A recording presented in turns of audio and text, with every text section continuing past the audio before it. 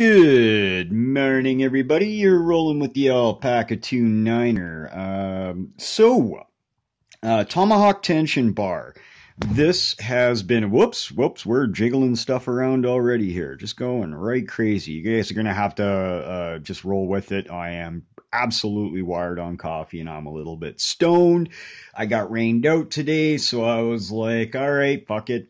I was going to do this video anyways, but I also had a project plan for outdoor. I was going to do some stuff with the rain barrel while it's just pouring down rain, so I'm obviously not going to get that done. So we'll do this instead.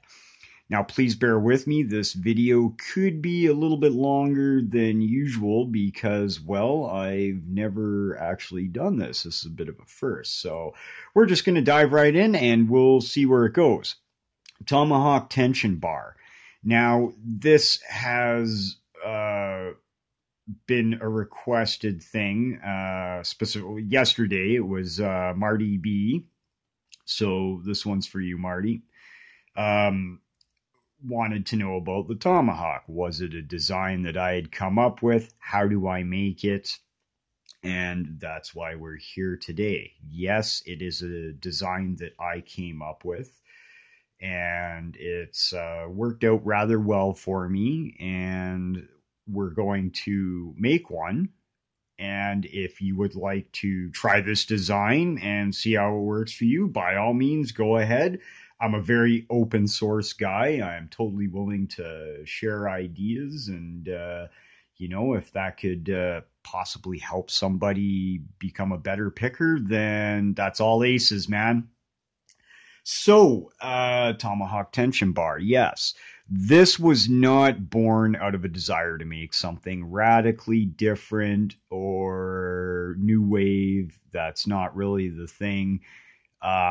This idea, this tool actually came about because I'm a small guy. I'm not really a big dude. I'm, 5'2", and I weigh all of 120 pounds soaking wet. So I'm a little guy, and I have little stubby hands to match. So down at this scale, like the small distances matter. And a problem I was having was when I was picking with this tension bar, and for the longest time, this was the only tension bar I had. I didn't have anything else because I didn't really have access to anything else, nor did I have any knowledge of manufacturing my own tools at the time. So for a lot of years, this was the only tension bar I ever used.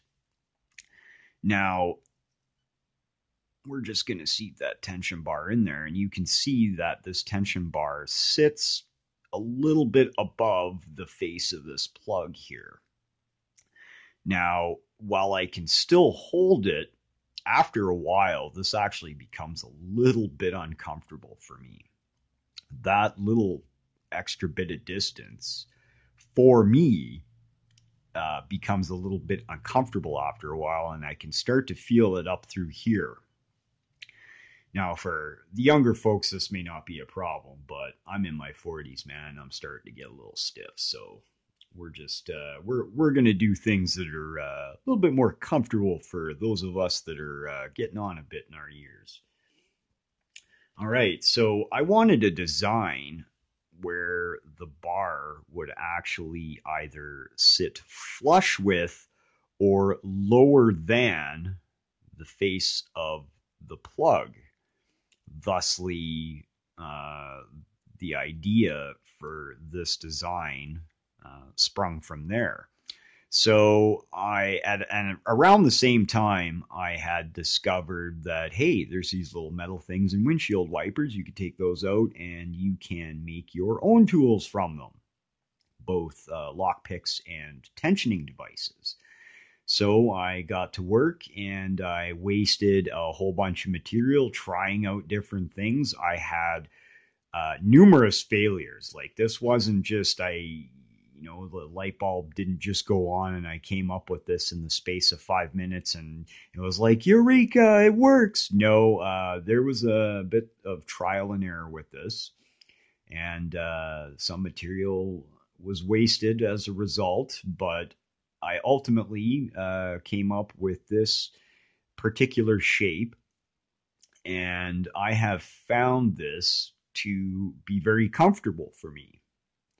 The fact that it looks kind of neat is entirely secondary, and I'm not especially concerned about the aesthetics of the whole thing. But I mean, yeah, it does look kind of neat. So that's kind of the whole reason I came up with this. And believe me, like that little extra bit of distance, or that little extra um, whatever, actually does make a difference. And it really makes the difference when I'm sitting there picking an entire jar of practice locks, and I'm doing this for upwards of an hour at a time. So it really adds up. So really the design just comes down to something that's a bit more comfortable for me. Now, when I came up with this design, generally people are like, hey, wow, that's neat, like it's something new. And I did receive some criticism. A person actually, his first bit of criticism was a little on the harsh side, but I mean, hey, I've had some pretty harsh criticism in the past, so I've got broad shoulders. I can take it. And the sum of his commentary initially was, well, it just looks stupid. Screw how it looks. Um, it's just got another flexure in it, and it's just going to deaden your sense of feeling and blah, blah, blah, blah, blah, blah, blah. Now, okay, that perhaps not the most constructive criticism, but I can see where he's coming from, because if you noticed right here in the design, actually, let's get a light on here. Let's get a little bit more light on the subject. That we have this twist in the metal right here, and I think that's what he's referring to.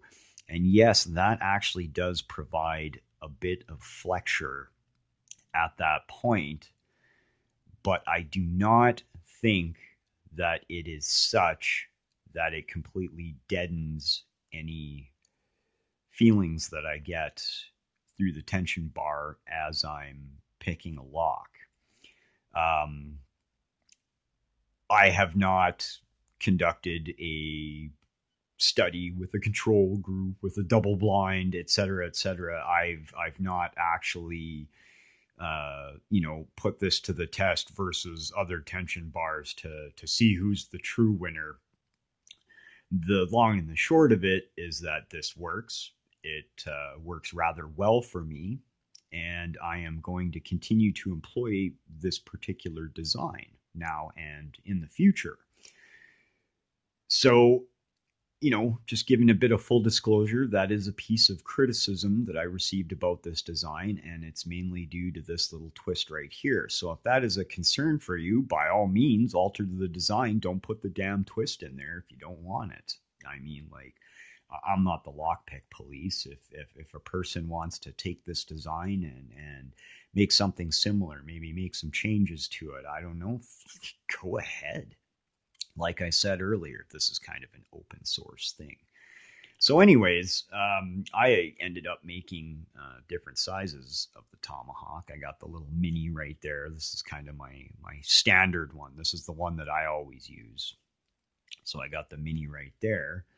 And I also have kind of the upsize, the mega Tomahawk. This is more like an axe.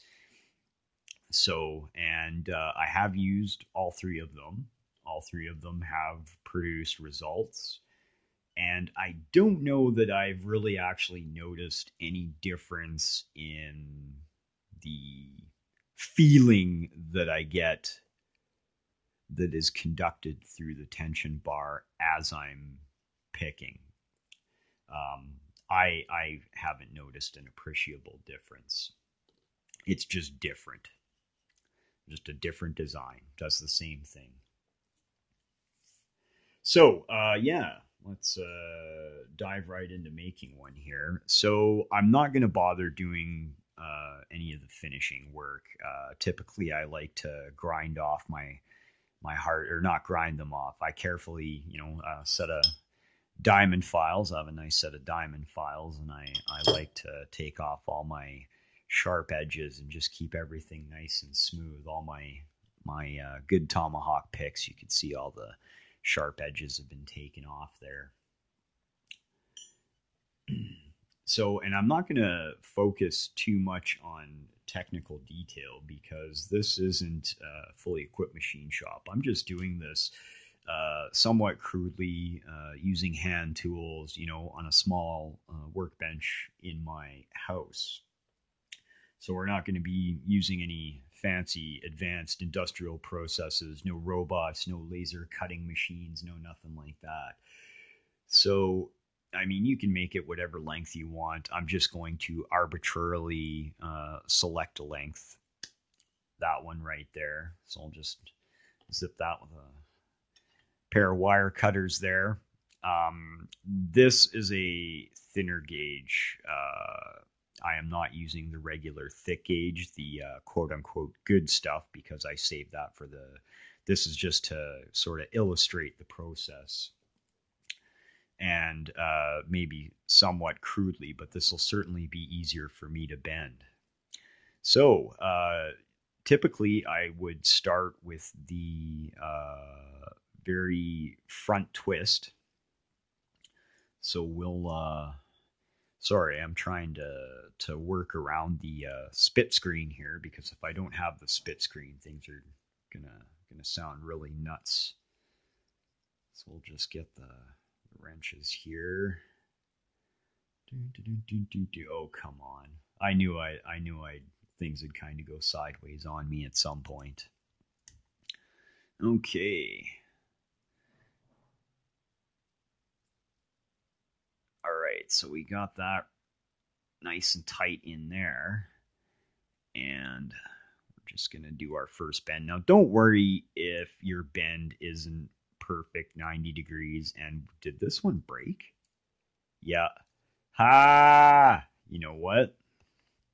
Turns out we can't use this one because this is a shitty piece and it is just going to break. So, right. I guess we're done with that. I knew I'd screw something up. Isn't this great? Yeah. All right. So, do I have another piece in here? Let's see if I got a different piece of something that I can use. And I think this right here. Yes, okay. This is actually a piece of the good stuff. I don't think this one will actually break when I bend it. Well, I guess I'm throwing that piece out because that piece has absolutely no gusto, absolutely zero gusto to it at all. And that's no good. We can't have that. All right, we're going to try again with this different piece here. Man, it's a lot more difficult to operate around this spit screen in this camera than I had originally thought. But please bear with me. Okay, so I've got these in the wrenches here, and I'm just going to do the first twist. We're going to do a 90-degree twist. Don't worry if the twist doesn't work out perfect 90 degrees. You can always kind of tweak it afterwards. That looks like 90 degrees there. We got 90 degrees. Okay, we got close enough to 90 degrees. We can tweak that after a bit if we want. Okay, so there. We have our tip, right? I made it roughly the width of this little wrench. This is like a little 4-inch adjustable wrench. All right, and then the next part, which is a little bit trickier, is we want to put the first angle just after the twist. So in that angle is like a 45-degree angle. And this one's a little tricky because you have to be able to hold this piece in your pliers I actually had a small pair of channel locks that I was using for this, but I can't find them right now. So we're just gonna have to use what we can. See, and this is where the really crude part comes in.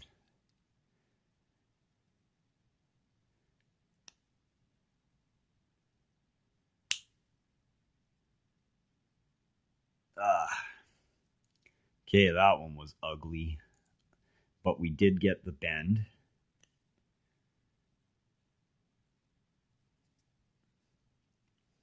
All right, we have our nice 45-degree bend there. And then we want to come up from that approximately the width of these pliers, which I suppose is what, a quarter of an inch, something like that. Well, the thickness of this wrench here. Actually, I think we should use the wrench just so we get a nice, good bend. Also, bearing in mind that this is not going to be super production quality stuff here. Okay, and we're just going to bend that one 90 degrees around that.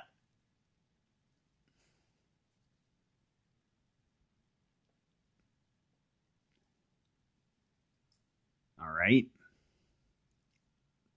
So there we have our bends, and we could probably tweak this one a little bit.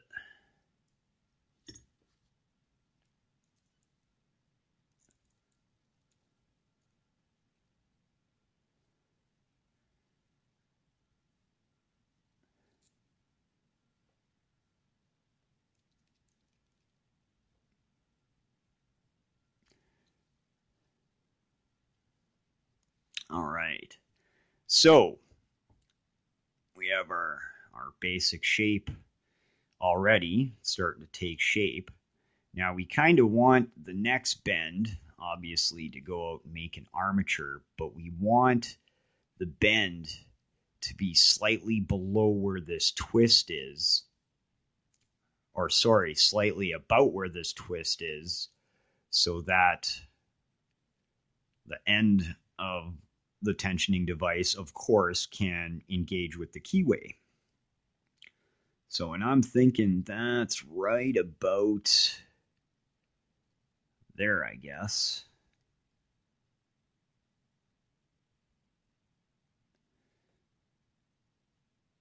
I'll just bend that out that way.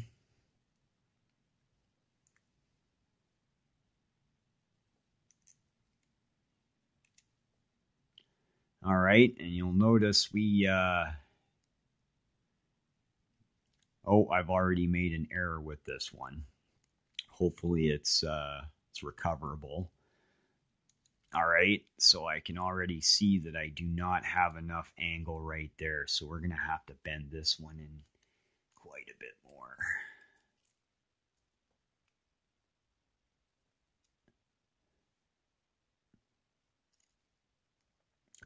All right, so the dimensions are certainly far from perfect, and I think I may have put this bend a little bit too low.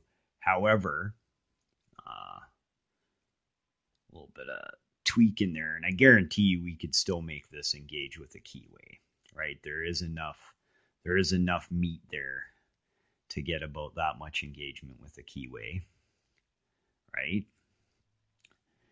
Now, and this comes to the point of contention with the one piece of criticism that I have received about this design is the final twist on the handle.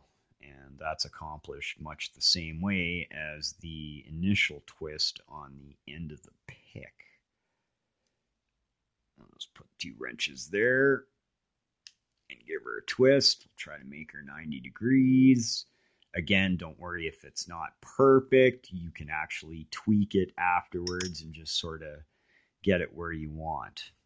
So there we have it. This one is by no means perfect. This is actually very vulgar looking, but I'm certain I could tweak this a little bit, clean up the edges, etc. And I'm certain that I could probably make this like a little stubby tomahawk.